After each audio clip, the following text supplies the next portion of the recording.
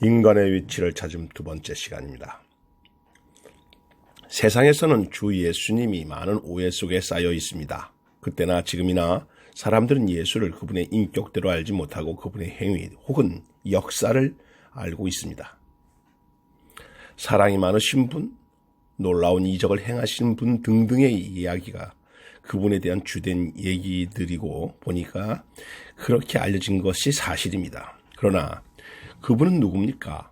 과연 어떤 분인가에 대한 문제는 빗나가고 무엇을 했는가에 관심이 집중되어 있습니다. 그분은 어떤 일을 하셨던 것이 사실입니다.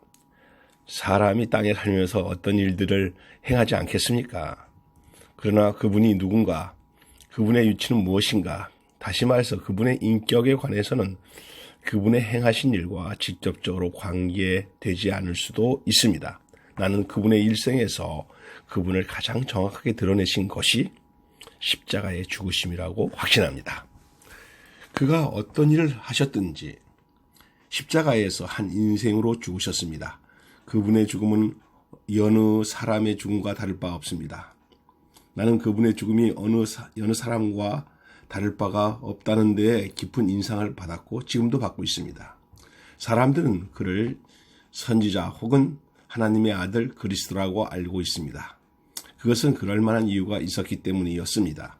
그런데 사람들에게 그렇게 보였고 알려졌음에도 불구하고 그는 평범하게 죽었습니다.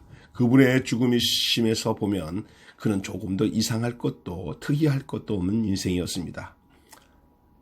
아버지여, 내 뜻대로 마옵시고 아버지의 원대로 하옵소서라고 하시다가 마침내는 하나님 어찌하여 나를 버리셨습니까? 라고 하시고 죽으셨습니다. 그래서 사람들은 그를 조롱했고 혹은 실망하고 고향으로 돌아갔던 것입니다. 그들 모두가 그분이 무엇을 행하실 것인가, 무엇을 행할 수 있는가에 관심을 가지고 있었던 것입니다. 그러나 그분은 아무것도 하지 못하셨습니다. 그래서 그에게 기대했던 사람들은 떠나고 말았고 반대했던 사람들은 조롱하고 돌아갔습니다. 그러면 하나님은 거기서 무엇을 보셨을까요?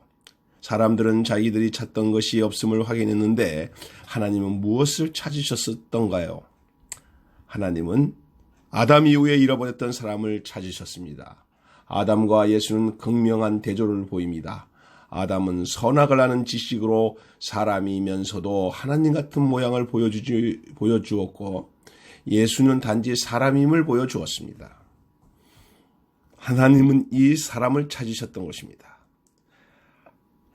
하나님은 인격으로 사람을 창조하셨습니다. 속격으로 소를 창조하셨듯이 인격으로 사람을 지으셨습니다. 그런데 아담은 이 인격을 버리고 신격을 가지려고 했던 것입니다. 하나님은 인격을 찾으셨습니다. 그래서 그를 다시 살리신 것입니다. 하나님께는 이 인격이 필요합니다.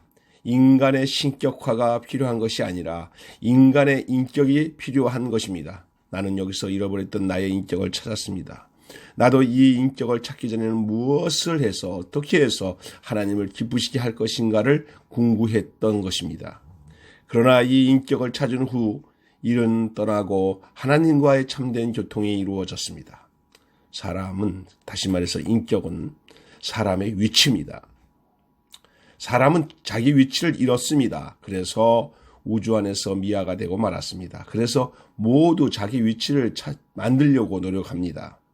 철학으로 또 종교적으로 도덕적으로 혹은 세속적인 모든 길로, 그러나 사람의 위치는 지어졌을 때 이미 정해졌고 그것은 그 무엇으로도 바꿀 수가 없습니다. 나무는 쇠로 바꿀 수 없듯이 바꿀 수 없는 것입니다. 샬롬.